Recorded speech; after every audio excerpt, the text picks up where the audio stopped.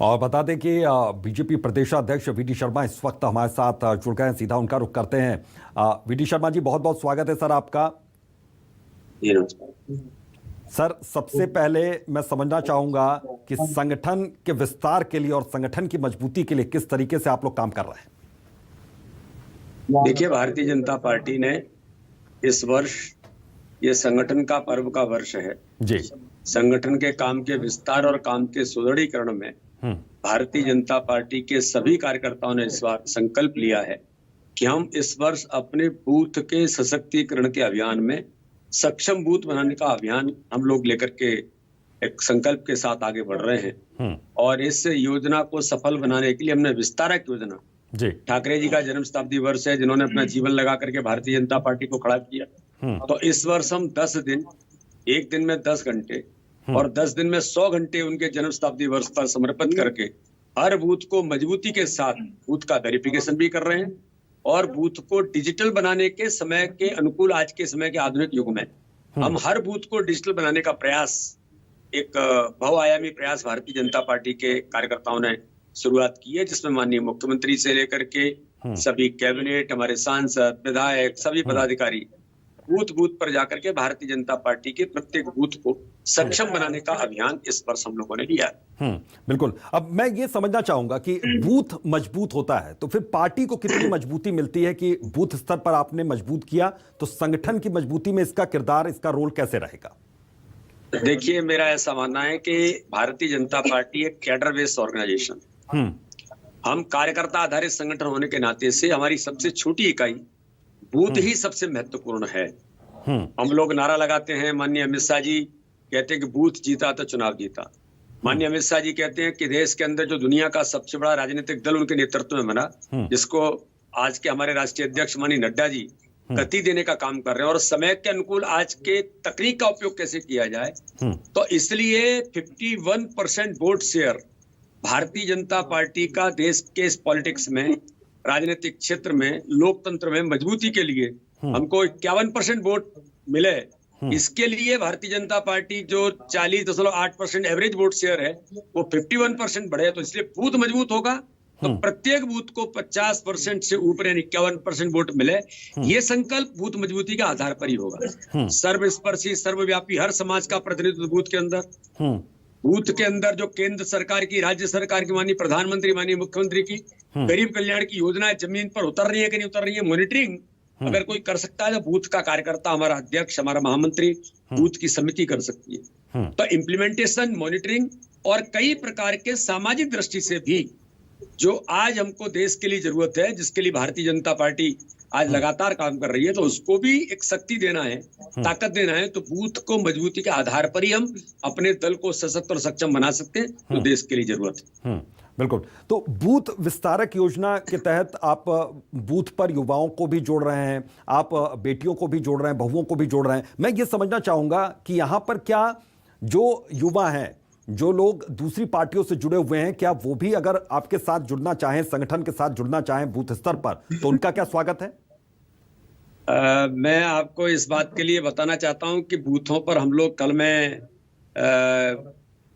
खजुराहो लोकसभा के जिस बूथ पर गया था 171, वहां पर वहां के सरपंच से लेकर के कई नौजवान उनने आकर के कहा कि हमें मोदी जी के नेतृत्व में भारतीय जनता पार्टी में आना, तो उन्होंने ज्वाइन किया।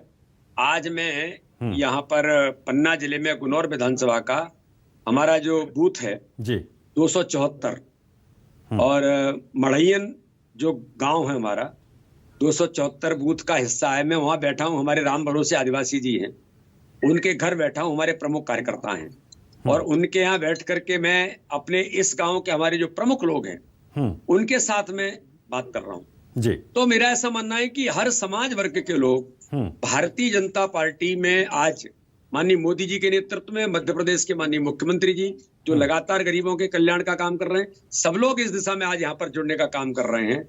ये बेटी हमारे राम भरोसे आदिवासी जी के घर, वो तिलक लगा करके कोई घर में आता है तो उसका सम्मान करते हैं, वो मेरा सम्मान भी कर रही है तिलक लगा के। मैं उनसे भी आशीर्वाद लेकर के हम सब लोग बेटियों के आशीर्वाद लेकर के आगे बढ़ते हैं। और राम भरोसे आदिवासी जी के घर में बैठा हूँ, वहीं से मैं बात कर रहा हूँ आपसे। सभी प्रबुद्ध लोग भी यहाँ पर बैठे हैं इस गांव के।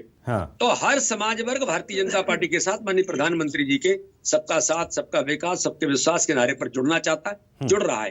तो ये बूथ सक्षम बनाने का जो अभियान है, इसमें भी बड़ा सार्थक साबित हो रहा है कि जो जनता, जो नौजवान, जो माताएं बहनें, जो ऐसे काम करने वाले जो इनोवेटिव लोग हैं, वो भी भारतीय जनता पार्टी के साथ आना चाहते हैं। तो ये भी आपने बहुत ठीक कहा कि इस प्रकार का वातावरण भी प्रत्येक बूथ पर आज बन रहा है। और 20,000 कार्यकर्ता, 9,000 हमारे ग्राम नगर केंद्र, 65,000 बूथ हैं। ये एक दिन में 10 घंटे, यानी 10 दिन में 100 घंटे दे करके अपने संगठन को और अपने बूथ को मजबूत करने का काम सभी लोग मेहनत के साथ कर रहे हैं। बिल्कुल सर, एक चीज मैं और आपसे समझना चाहूंगा, जब आप जमीनी स्तर पर पहुंचते हैं, आप घर घर जा रहे हैं, आपको तिलक लगाया गया, तो वहां पर लोगों की जो समस्याएं भी होंगी, जो स्थानीय समस्याएं भी होंगी, क्या उनको भी वो सामने आपके आकर कह रहे हैं और क्या उनका निराकरण आपकी ओर से किया जा रहा है? आपने बहुत सही कहा, ये नेचुरल है जी, क्योंकि हम जब जनता के बीच जाएंगे, जनता अपनी बात भी कहेगी। और हम जनता की बात ही सुनने के लिए जनता के साथ हम ये बात भी कर रहे हैं। माननीय प्रधानमंत्री जी ने कहा आयुष्मान भारत का कार्ड जो 5 लाख रुपए तक का फ्री में इलाज कराने का अधिकार देता है। तो जनजातीय क्षेत्र में, गांव के अंदर, दूरस्थ क्षेत्रों में क्या कार्ड लोगों के बने कि नहीं बने? बने हैं तो उपयोग कर रहे हैं कि नहीं कर रहे हैं? उपयोग कर रहे हैं तो उपयोग करने में कोई दिक्कत तो नहीं, इतनी तक माननीय प्रधानमंत्री चाहते हैं। तो हम लोग ये मॉनिटरिंग अगर कोई कर सकता है तो हमारा बूथ का कार्यकर्ता ही कर सकता है। आयुष्मान भारत के अंदर, अगर आयुष्मान कार्ड की मैंने बात की, तो प्रधानमंत्री आवास योजना के अंदर लोगों के, गरीबों के, जो कभी कल्पना नहीं की, उनके सर पर छत देने का काम अगर माननीय प्रधानमंत्री ने किया है, उनको अधिकार दिया है, तो क्या ऐसे कोई लोग वंचित तो नहीं है? वंचित हैं तो प्रधानमंत्री आवास प्लस के सर्वे के साथ उनको भी मिले। उज्ज्वला योजना से लेकर के मध्य प्रदेश सरकार की हमारी संबल योजना और कई प्रकार के अभियान, बेटी बचाओ बेटी पढ़ाओ के साथ लाडली लक्ष्मी, यानी इस घर के अंदर भी लाडली लक्ष्मी है, जो सरकार हर प्रकार से पैदा होने से लेकर के उसको बड़ा करने तक मदद करने का काम हमारी सरकार माननीय शिवराज सिंह चौहान के नेतृत्व में भारतीय जनता पार्टी की सरकार मध्य प्रदेश की करती है। ऐसे एक नहीं, कई प्रकार के जो अभियान है, उन अभियानों की बात हो रही है। और अगर कोई समस्या, पानी की समस्या है, मैं अभी सिद्धनाथ मंदिर से लौट करके आ रहा हूँ, जहाँ भगवान राम आए थे, राम वनगमन पथ का हिस्सा है, जहाँ पर अगस्त मुनि का आश्रम है, वहां जनता ने, मतलब श्रद्धा का केंद्र है, बोले हमारा कोई सांसद यहाँ पर आया है और उनके साथ बैठ करके, प्रशासन के लोगों के साथ बैठकर यहाँ क्या डेवलपमेंट कैसे होगा, रोड, वहां 1 किलोमीटर की रोड चाहिए, उससे लेकर के पानी का रपटा चाहिए। मैंने आज उसका भूमि पूजन भी किया है कि वहां पर पहुंचने के लिए, क्योंकि दक्षिण के लोग, देश के लोग, राम वन गमन पथ में वो आता है। तो क्षेत्र की जनता का, हमारे आदिवासी क्षेत्र के लोगों की श्रद्धा का केंद्र है वो, वहां पर बड़ा मेला लगता है। तो उसके लोगों ने बात की कि यहाँ पर ये डेवलपमेंट चाहिए, तो मैंने आज उसकी भी बात की है। तो हर प्रकार से, चूंकि मैं सांसद हूँ इसलिए मैं बात कर सकता हूँ। बिल्कुल। तो कार्यकर्ताओं को कोई चीज अगर ऐसे फीडबैक भी मिल रहे हैं, तो वो फीडबैक भी हम अपने पास लेकर के उसको भी समराइज करने का काम हम इस अभियान के दौरान करेंगे। बिल्कुल। एक अहम सवाल और, क्योंकि पुराने जो आपके कार्यकर्ता हैं, जो बूथ लेवल पर भी हैं, कैडर लेवल पर भी, वो लगातार आपके लिए काम कर रहे हैं। अगर बूथ विस्तारक योजना के तहत जो दूसरे और नए कार्यकर्ता, नए युवा जुड़ रहे हैं अगर पार्टी के साथ, तो क्या पुराने जो लोग हैं उनके बीच में कोई संदेह की स्थिति, किसी तरीके के अपने भविष्य को लेकर उनकी चिंता, इसका भी ख्याल रखा जा रहा है क्या? नहीं, बिल्कुल। देखिए, नौजवान मिलता है, नौजवानों की जरूरत होती है। मुझे हमारा जो मड़ैयन से पहले कौन सा गांव था, कुलगमा गांव के अंदर में था हमारा जो बूथ है, वहां मैं सुबह दोपहर तक वहां था। वहां नौजवान आए इकट्ठे होकर के, उन्होंने कहा कि भाई साहब, हमको आप जो है यहाँ खेलने के लिए एक मैदान की व्यवस्था करा दीजिए। वहां एसडीएम साथ में थी, वहां के बाकी अधिकारी भी थे। तो मैंने उनसे कहा कि भाई यहाँ पर कोई सरकारी जमीन, यहाँ के नौजवान अगर खेल मैदान के लिए, खेलने के लिए स्थान चाहते हैं, उन्होंने कहा नहीं साहब, हम आरक्षित कर देंगे। तो ये कुल मिलाकर के मेरा ऐसा मानना है कि नौजवानों को उत्साह आ रहा है भारतीय जनता पार्टी के साथ जुड़ने में, क्योंकि हम उनके बीच जा रहे हैं, उनसे बात कर रहे हैं। हम केवल हवा में बात नहीं कर रहे हैं, कोई छल कपट की राजनीति नहीं कर रहे हैं, झूठ बोल करके प्रलोभन देने की बात नहीं कर रहे हैं। हम तो जनता के बीच, कार्यकर्ताओं के साथ, अपने संगठन की मजबूती के और एक सकारात्मक दृष्टिकोण से आगे बढ़ रहे हैं। हम किसी की आलोचना करने के लिए भी नहीं आए हैं।